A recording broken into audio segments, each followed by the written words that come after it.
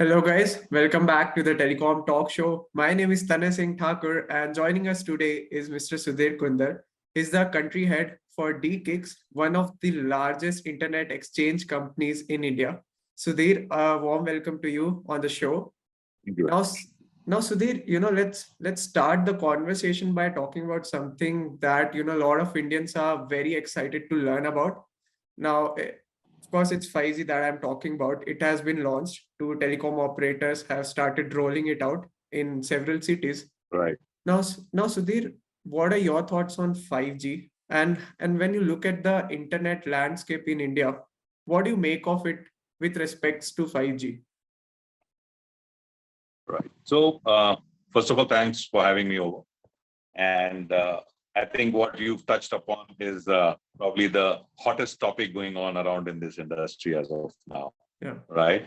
So, what is different now as compared to the earlier launches? Whether it was 3G or 4G, is the fact that we are already in a position to understand, appreciate, and see use cases happening around the globe. So, and since we don't have too much of legacy infrastructure available at the adopters end, the adoption of 5G, mark my words, will be faster, and the monetization for investing companies, whether it is the telcos or whether it is private enterprises, will be more faster than what it would have been under earlier days, which we've seen how the telcos have been able to or not been able to capitalize or probably been able to monetize their investments that were huge in nature. So if we look at the current landscape, we see a lot of gaps that you will have 5G filling in. So today, although we would, with due respect to our friends in the telecom industry, everybody typically, at least in a city like Mumbai, from where I come in, half the time I see folks leaning out of their windows and having a conversation, and not only his family, but the entire half the floor actually knows what's going on. So from 5G speeds, 5G availability, the whole service quality is going to be different as compared to what we've been able to see. So typically what you will see is speeds which are in reality, which will be available to people for consumption. Latency, which now in true sense is the new currency, right? So reduced latency is something that we see because I know of a couple of individuals, young folks like you, who spend 3x of money in Mumbai because they are on a network which allows them to have super great latencies, because of which they are able to be on a gaming network. So that's the need for speed that this generation has. And as we have it on our personal needs, which of course entertainment is, professional needs have also evolved where it will give us use cases. Also, you will be able to have capacities which, you will be able to have workplace capacities which you can actually have 5G help you cope up with higher demand that is coming on the devices.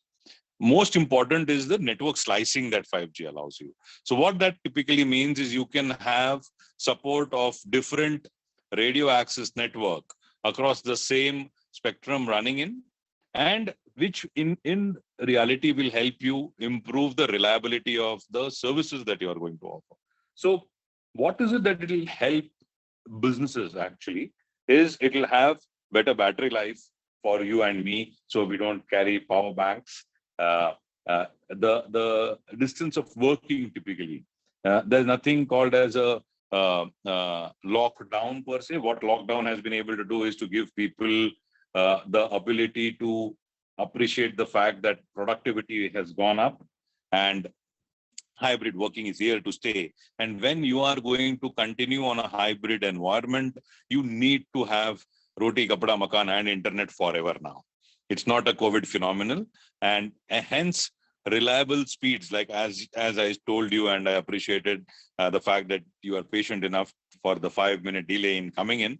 The hotel where I am as of now, had a Wi-Fi network that typically didn't support such a small requirement of joining in on Zoom. And here I am on my mobile network, thankfully being able to at least have a seamless conversation with you.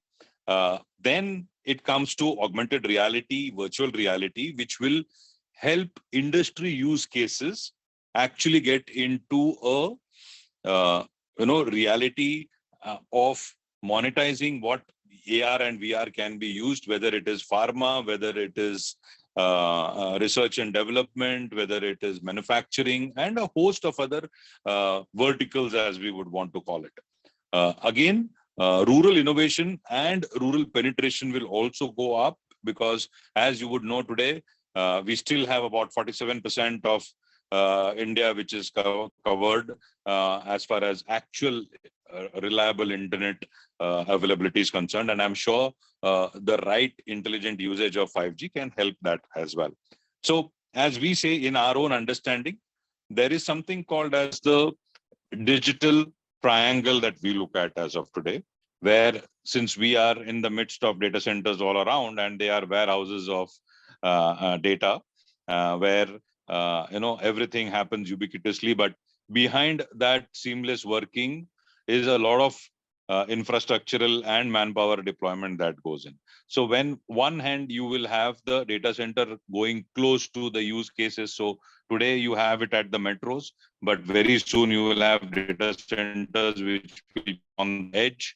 And at that point of time, technologies which are actually in play globally and will be faster adopted in India. At one end, you will have AI, you will have 5G, and you will have IoT. And once you have this effective triangle of digital interconnection, you will see a huge difference in the way in which the connected cars are performing. As it is, you see a lot of organization technology and getting ADAS and saying, my car has got internet inside, and those are one of their key selling propositions. But that's just tip of the iceberg, and there is so much more that will be possible eventually when you see the services being rolled out, the use cases being appreciated and adopted and implemented in India.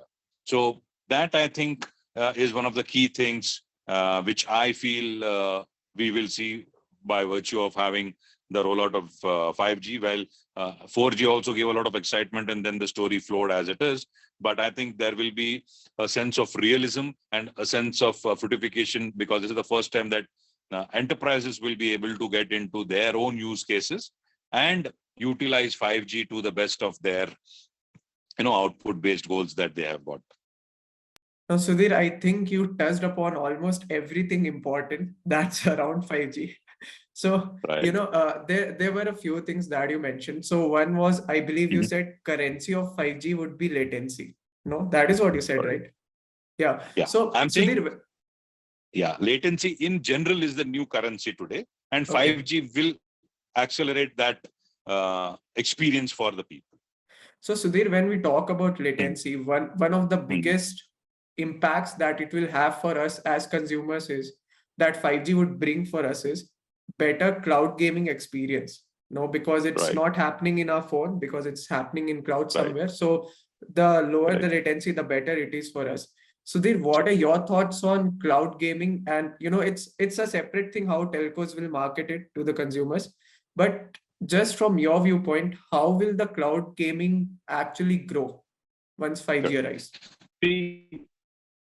Yes. In a place like India today, and I tell this with a little bit of self-experience as well, having been in SIFI in 2000, in the consumer business in the year 2000, 2001. And that time we used to hear people in Korea spending in 16 hours a day in cyber cafes at that point of time, playing, low latency games at that point of time. And today, De-Cix Germany, if you see, we are sometimes more or less sponsors of Gamescom as well. So while you look at what is happening globally from a historical standpoint or from a recent standpoint as well, and if you look at the India infrastructural availability for you to have a experience that the youth, and the definition of youth is today because of you know, your film stars are 55 years, but they're still considered youth. So the consumer availability at a monetizable standpoint will be far, far more openly available now with, the adoption of 5G and a lot of companies which are already here in India, but have not been able to see the kind of implosion of customers coming in. I'm sure 7 out of 10 people, if you ask them a random question, they wouldn't even know that they can play games on Netflix today. While you typically look at Netflix as watching movies in regional content of your own language or in Hindi or in any other English, which is predominantly how they came in, but a lot of Indianized content is available. But there is a gaming angle also to it. So while initially it might take some time as any new service comes in India, but the kind of populace that we have today and the headroom for that adoption of that, if you give it at the right spot, I think that's a different level of stratosphere that we are looking at if it gets strategized properly and a go-to-market is developed only for that segment as well. Now, Sudhir, when we talk about 5G, there are two things that are going to grow immensely. One is IoT, and then the other is AI. Both of these are going to be powered by 5G and evolve and rapidly grow. So now, Sudhir, what are your thoughts on how the Indian businesses, small businesses, will be able to benefit from this? Yeah, so I think in partial, I was able to give you a little bit of thought on what I personally see this happening in reality today. Is the digital triangle, as we call it, wherein AI will be the heart, the brain will be 5G, and the heart, the brain, and the hands. These three components, as you rightly said, AI, IoT, and all these three culmination will 5G will typically lead to a lot of use cases, as I said, right? So suppose today you are in a place like Kolhapur, there is a lot of manufacturing and distribution happening around. Your data does not need to travel all the way back to India or go all the way back to Bombay or to Pune. It can have a local edge center where all the data is processed, sent back across, and right kind of decisions get taken, and those commands are then feeded back into the system. So based on that reception of command, how soon at a low latency level is that command going to be executed at the factory level? So whether it is healthcare, whether it is pharmaceuticals, whether it is connected cars, all of these will see the culmination of this digital triangle get orchestrated in the right fashion, and the availability of manpower, which is very, very important, availability of technology, and the right price point. I feel all these three things there being in India as of now. So it's not some fairy tale that we are thinking that aisa bhi hoga, vaisa bhi hoga. But no, I feel that this is a reality, and it's just about time that you will see this actually happening on ground. And the best part is it is going to be verticalized. So the relevance will typically come into hospitality. So tomorrow when you go into a mall, your data is already sitting across at some place. So they know that, okay, the gentleman has come. He was looking for, a pair of cool sneakers. And the moment you go, you will have a blip come on your mobile handset, which says that, welcome 20% off if you come to the second floor and take it. So there are n number of use cases that we feel, which we will see happening. And as you are, rightly aware of the fact that in the length of breadth of this country can actually be an advantage now, because we are very fast, not only in understanding what is going to work for us, but we are also fast in execution when it comes to tech-driven adoptions. So Sudhir, when we are talking about the digital landscape, one of the things that really needs to be there for making it successful is infrastructure. Right. Now, when we are talking about infrastructure, do you think India is growing at the right pace, or it is where it should be right now? Well, that's a very uh, sensitive and a tricky question, if I have to say that. But it doesn't hurt to call a spade a spade. And I personally believe that that's one space where there is always room for improvement. While from a neutrality standpoint, I would want to say that we see that the government's initiative of getting 6 lakh villages. First, you need to be able to dare to dream, So the ability to dream that every last village and panchayat has to be connected, that is the first step in the right direction. And if you dream that way, then you will do your backward integration to understand what all you need to do. And imagine the headroom today that you are sitting at 2,60,000 villages which are connected. So when you want to do that, go 2 steps back and you see what is the kind of infrastructure that is available today to connect the metros, and how do we have to invest right kinds of public private assets that are available for disposal in order to understand that not everything needs to be working in silos. When you are able to orchestrate that as a single setup that is running towards a common objective, I think infrastructural deployment may not be a great challenge, but the availability of existing resources. And as I always tell my people in my organization in its own small way, it's not important as to what you have. It's what you do with what you have that becomes important. So I'm sure there is a lot of space and a lot of learned people who would be working on this as of now. But in bits and pieces, those pieces are available. The ability of a single body to put together this jigsaw puzzle, which are partially owned by the government organizations, which are partially owned by private enterprises, and do something that works for the nation as a whole, and a shared infrastructure that everybody today is able to take forward to see that digital Bharat.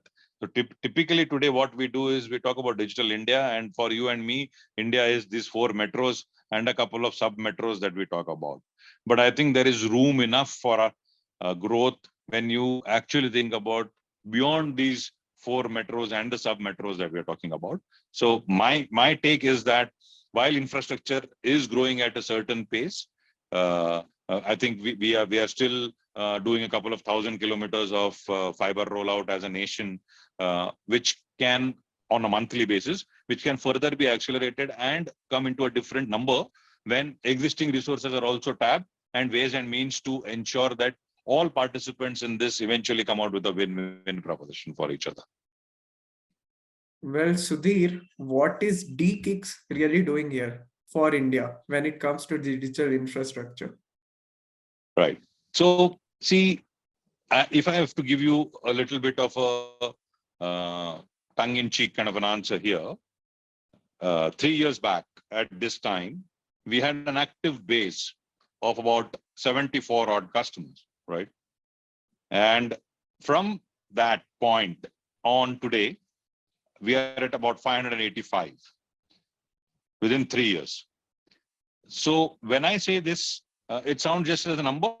And when you're talking about millions of subscriber bases, this number seems to be trivial.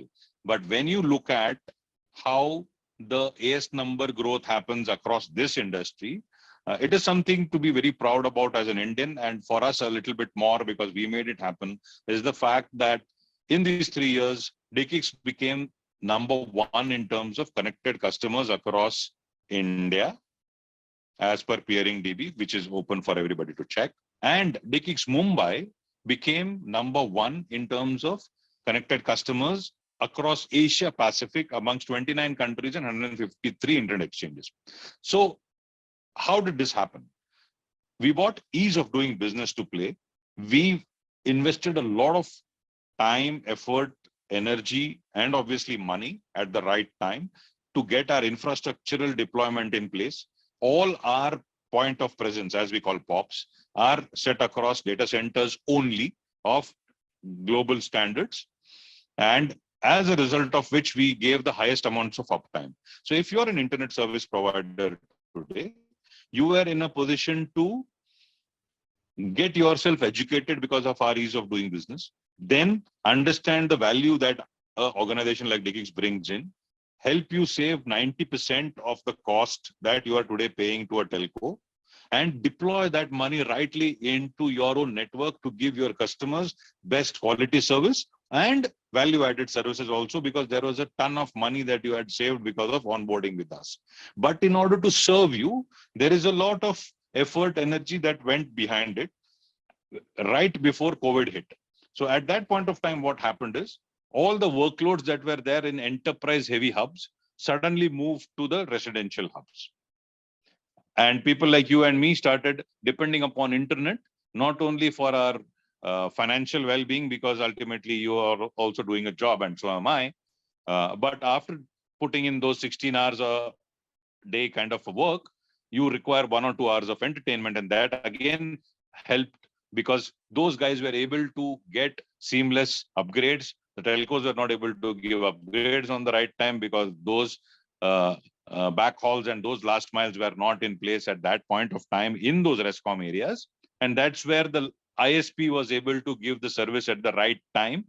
And what would take typically 8 to 12 weeks for a ISP to get right kind of upgrades, we would do it in 3 days and 5 days for them. If I have to give you some statistics, which my team can share later on, in these 2 years, vertical wise, I've seen a 3,000% growth in a particular segment, 1,300% growth in traffic in my ISP segment. The VOD and gaming has seen 4-figure growths. So all this is possible only because you have a robust setup that is available for you. And we are very discerning when it comes to our customers. So even if at a 60-70% capacity, we would actually do an outreach and let them know that, guys, since you are dependent on a telco provider to upgrade your capacities, this is what you have touched, and it would be nice for you to start the conversation so that you don't get into a glitch in the last moment. So whether it is deployment of infrastructure which are at the global level, like if I have to give you an example today, a single access port giving you multiple services is not available across India today. And that is the reason why we are able to serve customers not only from India, but also from SAARC countries when it comes to the B end, which is the ISPs and the large MSOs and all. And hence, we become the first company to be considered when any large gaming company, any large company which has huge investments to be made either in data center or their operations in India, because a significant catalyst sits out of that data center, makes his life easy, because he's able to then, as a business making decision, see that peering is available, direct cloud is available, Microsoft Azure will come, which will be available.